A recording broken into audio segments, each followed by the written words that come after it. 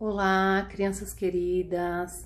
Trago uma notícia super bacana aqui hoje para vocês, que é de um livro que foi lançado gratuitamente em vários capítulos aí pela mesma autora do livro do Harry Potter. E ela lançou esse conto de fadas para crianças de faixa de idade entre 7 e 10 anos. Ela já escreveu esse livro há 10 anos atrás, quando as filhas dela ainda eram pequenas. E agora ela está lançando justamente devido a todo esse isolamento que a pandemia gerou. Então ela vai lançar oficialmente já em novembro, né, desse ano, mas ela já está disponibilizando os capítulos gratuitamente na internet. Eu vou deixar o link para vocês. Já comuniquei também lá no Google Classroom.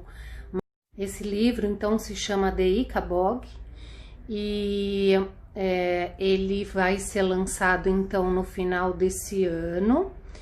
É um conto de fadas então que está sendo disponibilizado, um conto de fadas moderno que está sendo lançado aí dessa forma como um livro online para vocês poderem desfrutar e fazer a leitura dele através do site que está sendo divulgado. Foi traduzido inclusive há pouquíssimo tempo, tem coisa de um mês aí, e eu vou ler o primeiro capítulo para vocês, tá bom? Vamos lá? Não me engano, são 34 capítulos. Eu vou ler o capítulo 1, que se chama Rei Fred o Intrépido. Era uma vez um país pequenininho chamado Cornucópia, que há séculos era governado por uma longa linhagem de reis louros. O nome do rei da época em que escrevo essa história era Fred o Intrépido. A parte do intrépido foi mesmo ele que anunciou na manhã da coroação, em parte porque parecia combinar com Fred, mas também porque uma vez ele conseguiu pegar e matar uma vespa sozinho, se a gente descontar os 5 lacaios e o engraxate. O rei Fred, o Intrépido, chegou ao trono em uma onda enorme de popularidade. Tinha lindos cachos amarelos, um bigode grande e elegante e ficava magnífico nos calções apertados, no gibão de veludo e na camisa de babados que os ricos usavam naquela época. Diziam que Fred era generoso, sorria e acenava sempre que alguém o avistava e estava muitíssimo lindo nos retratos distribuídos por todo o reino para serem pendurados na parede das prefeituras. O povo de Cornucópia estava muito feliz com o novo rei e muitos achavam que ele acabaria sendo um regente ainda melhor do que o pai dele, Ricardo o Correto, cujos dentes eram bem tortos, mas ninguém gostava de falar nisso na época. No fundo, o rei Fred ficou aliviado quando descobriu como era fácil governar a Cornucópia. Para falar a verdade, parecia que o país se governava sozinho. Quase todo mundo tinha muita comida, os mercadores ganhavam rios de moedas de ouros e os conselheiros de Fred cuidavam de qualquer probleminha que aparecesse. O que sobrava para Fred fazer era sorrir para os súditos sempre que saía em sua carruagem para caçar 5 vezes por semana com os 2 melhores amigos, Lord Cuspêncio e Lord Palermo. Cuspêncio e Palermo tinham suas propriedades de terra no país, mas achavam muito mais barato morar no palácio com o rei, comer a comida dele, caçar os servos dele e garantir que não se apaixonasse por nenhuma das belas damas da corte. Eles não queriam que Fred se casasse, já que uma rainha poderia acabar com toda a diversão dos dois.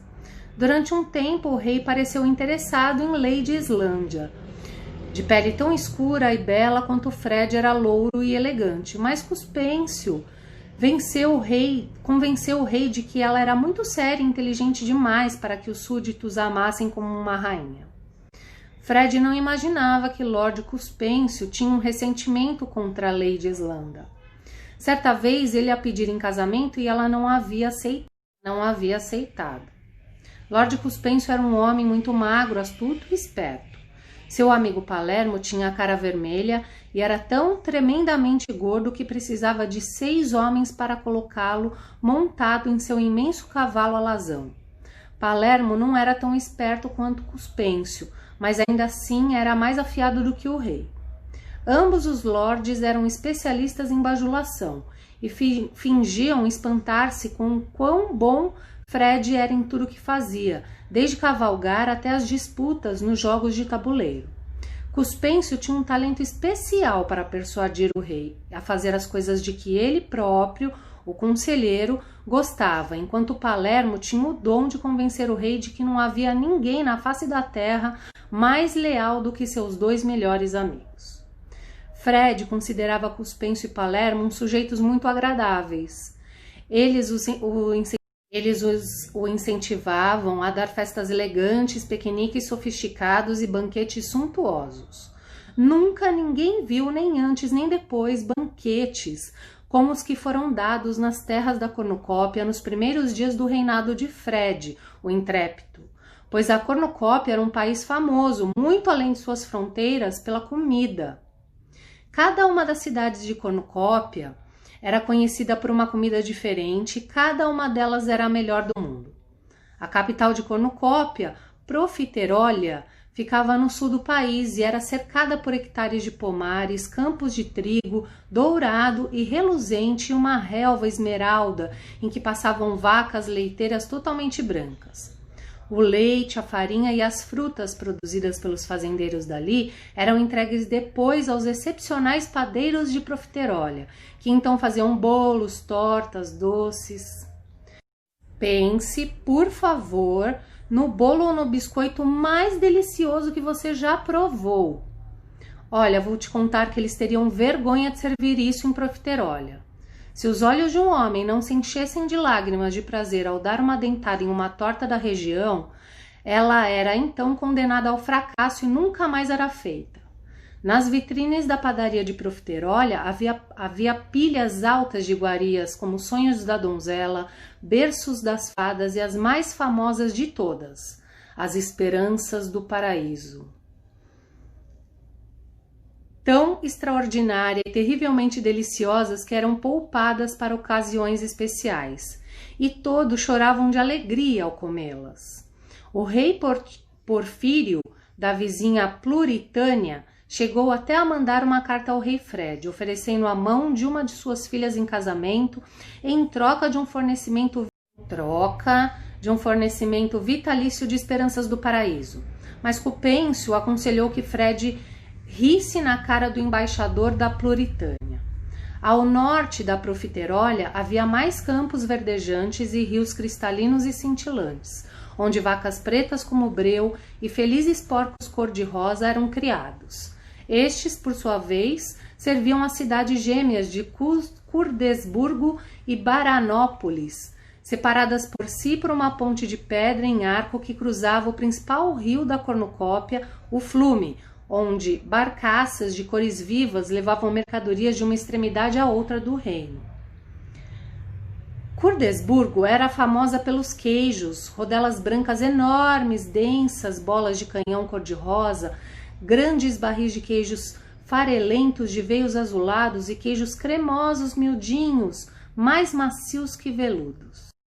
Baronópolis era célebre pelos presuntos defumados e pelo pernil assado no mel, as fatias de bacon, as linguiças picantes, os filés que derretiam na boca e as tortas de carne de cervo. Os vapores saborosos que subiam pelas chaminés dos fogões de tijolinhos vermelhos de Baranópolis misturavam-se com um aroma perfumado que vagava das portas dos queijeiros de Curdesburgo, e era impossível não salivar ao respirar aquele ar delicioso por 60 quilômetros a toda a volta. A algumas horas ao norte de Curdesburgo e Baranópolis, você chegava a hectares de vinhedos que sustentavam uvas do tamanho de ovos, cada uma delas madura, doce e suculenta. Siga a viagem pelo restante do dia e você chegará à cidade granítica de Jeroboão, famosa pelo...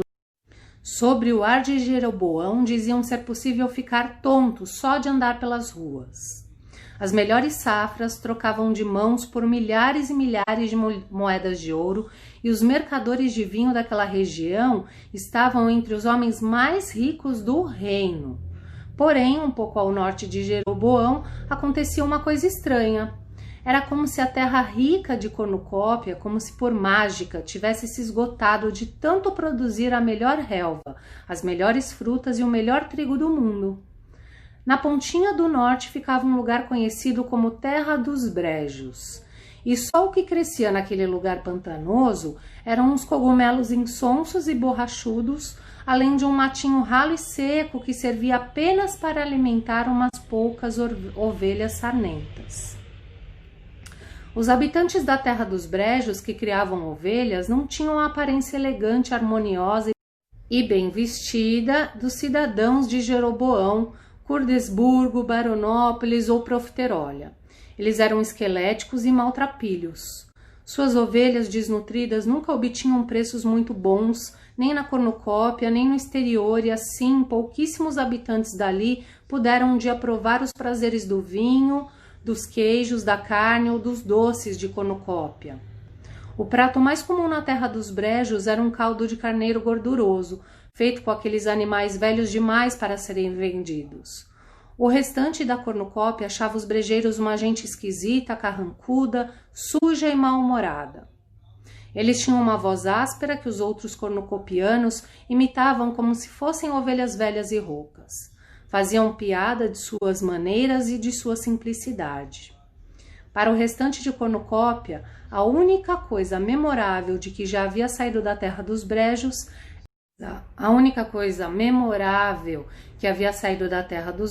era a lenda do Ickborg.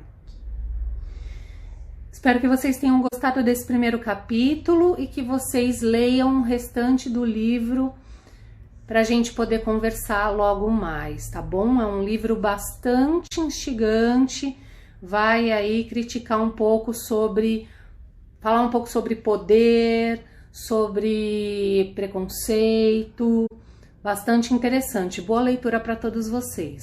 Um adendo para vocês, primeiro que esse é o site, né, onde vocês vão encontrar o livro disponibilizado aqui, né? Então tem lá, aí você pode começar nos capítulos recentes, e tá rolando também um concurso para fazer as ilustrações desse livro, tá? Inclusive aqui do Brasil, a gente vê que tá em língua inglesa aqui, mas tem o concurso para o Brasil participar e já tem algumas crianças que enviaram as ilustrações, tá? Então a gente vai ver aí que já existe o envio de algumas ilustrações das crianças. Vale a pena entrar no site, dar uma olhada em tudo isso, muito interessante, porque vocês, inclusive, podem participar. O Brasil está dentre os países que podem participar desse concurso, tá bom? Grande beijo para vocês, boa leitura, boa pesquisa.